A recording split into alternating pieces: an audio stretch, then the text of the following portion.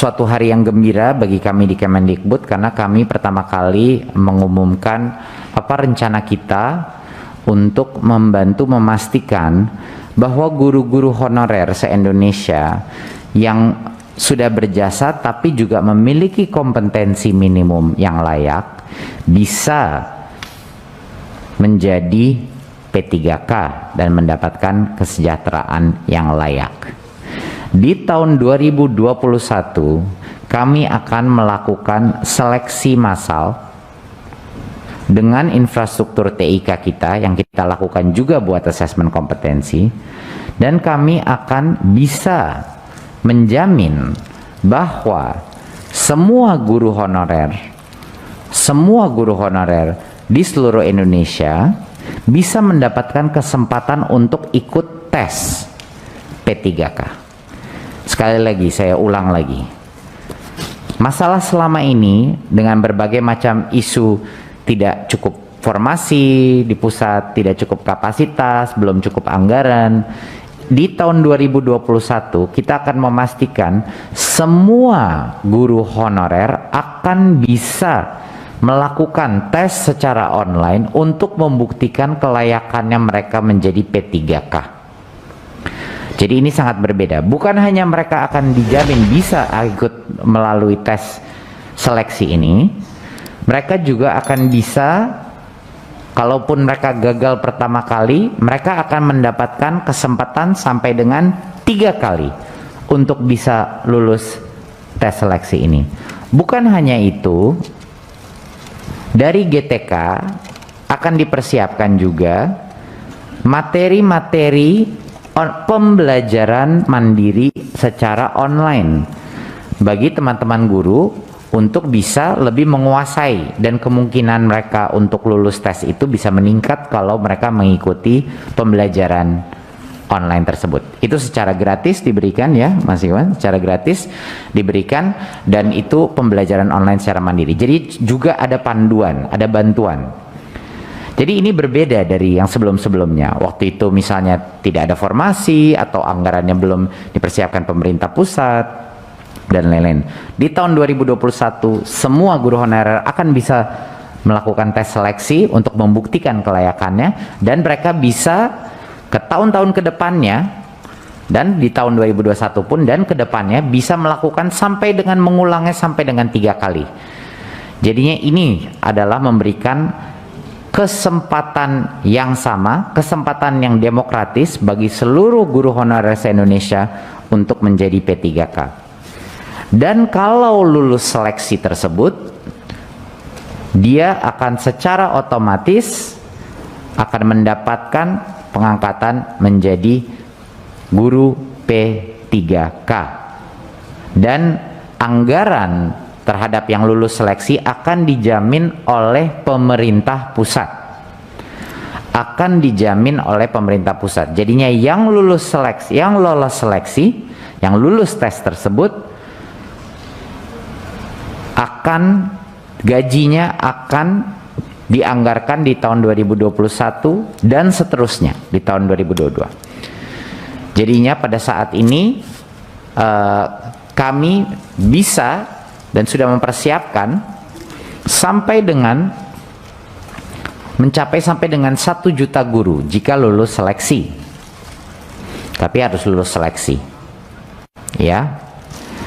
Dan saat ini satu hal yang patut diketahui, kami sudah meminta pemerintah daerah untuk mengajukan formasi. Dan ini mohon dukungan Bapak Ibu Komisi 10. Kami sudah meminta formasi. Anggaran sudah dijamin kalau lulus seleksi tesnya. Tetapi dari daerah baru menerima 200.000 formasinya. Pasti kebutuhannya lebih besar dari itu. Jadi saya harap Bapak Ibu, baik dari Kemendikbud, jajaran Kemendikbud, dan juga Komisi 10 bisa membantu untuk memastikan bahwa setiap daerah mengajukan formasi yang lebih banyak, karena kalau lulus tesnya individu-individu di daerah-daerah tersebut, anggaran gaji mereka akan dijamin ketersediaannya oleh pemerintah pusat. ya. Jadi ini mohon ditekankan.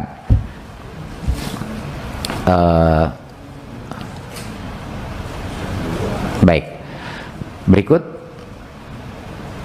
ya. Jadi itu mungkin sekian dari saya presentasinya, 2 kabar gembira mengenai guru honorer. Walaupun isu guru honorer ini tidak akan 100% bisa diselesaikan dalam 1 tahun 2021, tapi ini adalah permulaian dari suatu proses yang sangat penting ya. Selama bertahun-tahun ini kami sangat merasakan bahwa perlu diberikan jawaban kepada para guru-guru honorer yang sudah berjasa, tapi juga harus kita pastikan bahwa anak-anak kita terlindung dengan suatu standar minimum, makanya harus ada tes seleksi. Tapi perbedaannya apa? Perbedaannya adalah di tahun 2021 tes secara online ini akan bisa dilakukan oleh semua guru honorer tanpa ada masalah kapasitas, dan bisa dilakukan beberapa kali sampai dengan maksimum 3 kali, dan jika lulus seleksi akan dijamin gaji pokoknya dengan penganggaran dari APBN, yaitu dari pemerintah pusat. Jadi ini harapan saya ini memberikan semangat kepada para guru honorer untuk bisa mempersiapkan dirinya untuk seleksi ini di tahun 2021. Dan bagi guru-guru honorer yang sudah ada, harapan kita adalah bantuan subsidi upah yang sebesar 1,8 juta ini bisa benar-benar membantu dan mengurangi, memitigasi dampak ekonomi daripada krisis pandemi ini untuk guru-guru honorer kita yang secara susah payah telah bekerja dan terus memastikan bahwa anak-anak kita menerima pendidikan di masa yang sulit ini. Terima kasih. Sekian. Wassalamualaikum warahmatullahi wabarakatuh. Hingga tanggal 30 Juni 2021. Ini kita memberikan waktu yang sangat panjang untuk memastikan semuanya bisa mendapatkan. Kalau misalnya ada kendala teknis, dia cukup waktu untuk mendapatkannya. Apa saja program bantuan subsidi upah bagi pendidik dan tenaga pendidikan. Jadi ini sangat kabar yang gembira bahwa kita berencana untuk memberikan bantuan subsidi upah ini bagi sekitar 2 juta orang. Sekitar 2 juta orang. Dan sebesar dalam jumlah sebesar 1,8 juta yang diberikan sekaligus, 1 kali. Kepada masing-masing penerima itu. Siapa saja yang akan kita berikan adalah kepada dosen, guru, non-PNS, guru yang diberi tugas sebagai kepala sekolah, pendidik PAUD, pendidik kesetaraan, dan juga tenaga perpustakaan, tenaga laboratorium, dan tenaga administrasi. Berarti operator sekolah pun termasuk di dalam bantuan subsidi upah ini. Kami mensasar total sekitar 2 juta orang, lebih dari 2 juta orang, 162.000 dosen dari PTN dan PTS, dan 1,6 juta, sedikit lebih dari 1,6 juta guru dan pendidik non-PNS pada satuan pendidikan negeri dan juga swasta. Jadi banyak yang menanyakan kami juga apakah ini termasuk swasta. Jawabannya adalah iya, karena guru-guru kita ada di sekolah-sekolah swasta dan mereka pun berhak mendapatkan bantuan dari pemerintah. Dan 237.000 sekitar tenaga perpustakaan, operator, tenaga laboratorium, dan tenaga administrasi tidak bisa di-exclude daripada bantuan ini. Nah, salah satu hal kenapa kita melakukan, pemerintah melakukan bantuan subsidi upah adalah untuk membantu ujung tombak pendidikan kita di berbagai macam sekolah kita yang sudah berjasa untuk membantu pendidikan anak-anak kita, tapi mungkin di situasi seperti pandemi ini ada berbagai macam gejolak, bukan saja di bidang pembelajaran tapi juga di bidang ekonomi, dan kami menyadari ini. Dan sekali lagi ini adalah hasil dari perjuangan bukan hanya Kemendikbud, tapi hasil perjuangan dari Kemenpan RB, Kemenq, Menek BUMN, dan tentu saja dorongan dari Pak Presiden, dan juga dari dukungan penuh dari Komisi 10 DPR RI yang telah juga berjuang untuk bantuan ini. Berikut. Apa saja persyaratan bagi pendidik dan tenaga pendidikan non-PNS untuk menerima BSU?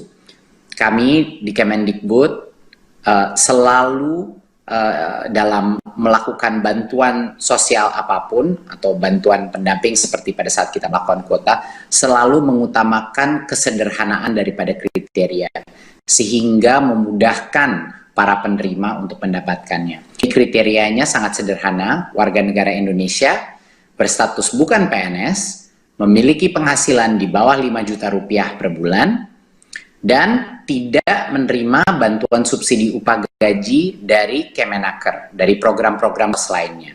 Ini dan juga tidak menerima kartu prakerja sampai dengan tanggal 1 Oktober 2020. Alasan kenapa kita tidak memberikan ini agar bantuan sosial kita itu adil dan tidak tumpang tindih. Tidak ada individu yang menerima bantuan berlimpah sehingga yang lain tidak mendapatkan. Jadi ini merupakan suatu kriteria kami yang sangat sederhana sehingga semua bisa menerima dengan cepat dan efisien. Yang berikut,